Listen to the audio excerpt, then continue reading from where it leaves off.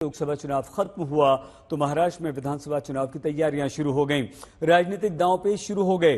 कभी हिंदुत्व का झंडा लहराने वाले उद्धव ठाकरे पर अब बीजेपी मुस्लिम तुष्टीकरण का आरोप लगा रही है।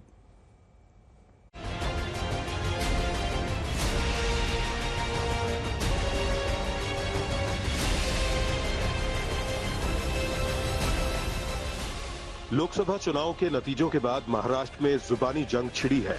शायद इसलिए भी क्योंकि विधानसभा चुनाव का काउंटडाउन शुरू हो चुका है।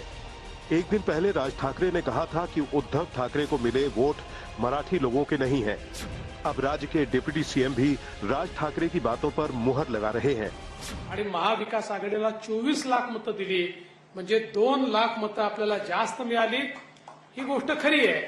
आमच्या मुंबईमध्ये असलेल्या 4 पिढ्या मुंबईकर असलेल्या आमच्या उत्तर भारतीयांनी त्यांना मतदान केलेलं नाही।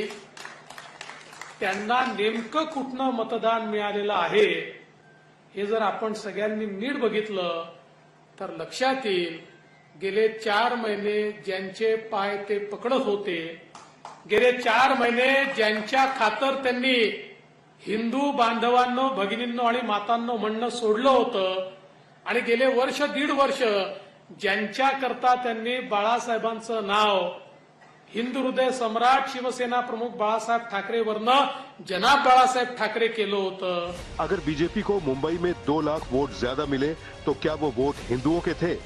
इसका मतलब हिंदू उनके साथ में नहीं है, बीजेपी के साथ पराजय हुआ है। तो अगर हिंदू के वोट उनको मिलते तो पराजय क्यों होता? जहां जहां राम का वास था वहां उनका पराजय हुआ है। बहरहाल फडणवीस ने इशारा किया तो मुंबई बीजेपी के अध्यक्ष ने खुलकर हमला किया।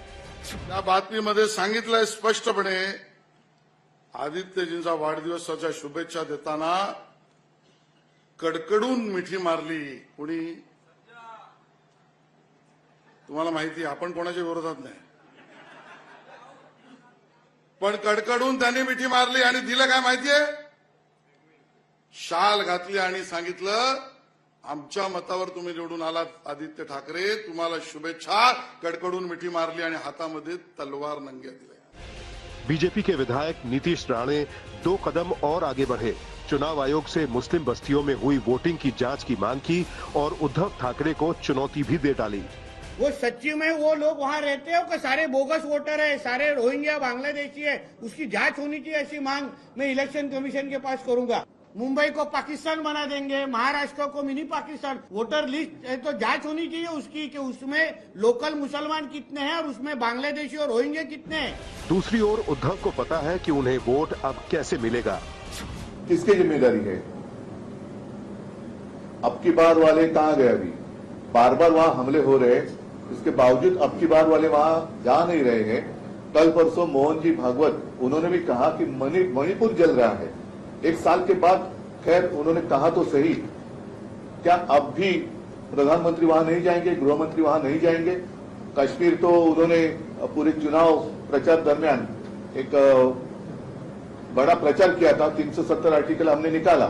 उसकी सच्चाई भी क्या है मैंने भी रखी थी सबके सामने। और हमारे जो वकील साहब है असीम सरोदे जी, उन्होंने भी कहा था, खैर वो बात अभी नहीं करेंगे, लेकिन क्या फर्क पड़ा है कश्मीर में?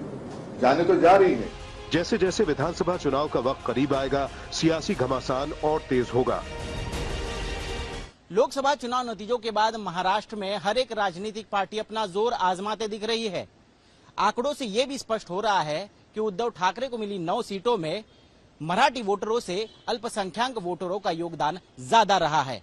इसी आधार पर अब राज ठाकरे भी ये अपने पार्टी मीटिंग में बता रहे हैं कि मराठी वोटर अब एमएनएस की आने वाले विधानसभा चुनाव में राह देख रही है। अब ऐसे में चाहे उद्धव ठाकरे हो या राज ठाकरे, दोनों भी आने वाले विधानसभा में एकला चलोरे का नारा देते हुए दिखाई दे रहे हैं। कैमरा पर्सन सचिन सावंत के साथ मैं ऋत्विक भालेकर, मुंबई आज तक। आरएसएस के मुखपत्र ऑर्गेनाइजर में लिखे एक लेख पर अजीत पवार की पार्टी एनसीपी तिलमिला गई, क्योंकि मुखपत्र ऑर्गेनाइजर में लिखा है कि बीजेपी को एनसीपी के साथ गठबंधन करने की कोई जरूरत नहीं थी। हार का ठीकरा एनसीपी तक आया और ऑर्गेनाइजर ने एनसीपी पर ही फोड़ा, तो एनसीपी ने भी तुरंत ऑर्गेनाइजर को उत्तर प्रदेश का आईना दिखा दिया। आरएसएस के मुखपत्र ऑर्गेनाइजर में छपे एक लेख ने एनडीए में मचे घमासान को और भी ज्यादा हवा दे दी है। ऑर्गेनाइजर ने लिखा है, महाराष्ट्र में जो राजनीतिक प्रयोग किया गया उसकी जरूरत नहीं थी।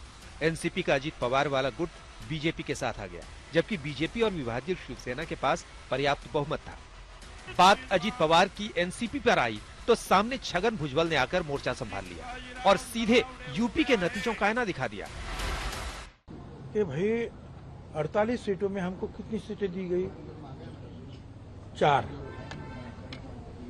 और 4 में जो है 2 सीट जो है वो तो जो शिरूर जो है वो शिंदे साहब का आदमी उधर आके, और वो बाकी दूसरा क्या है वो परमानेंट, वो भी उन्होंने कहा कि एक धनगर समाज को देना चाहिए जानकर को।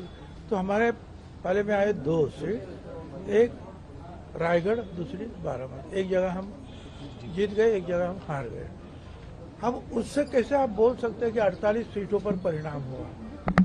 हमको तो 2 ही सीट मिले सही मायने में लड़ने के लिए। दूसरी बात ये मानता हूं कि थोड़ी सी जो है पीछे हट हुई है, मगर ये देश में दूसरे राज्यों में भी तो ये हुआ है।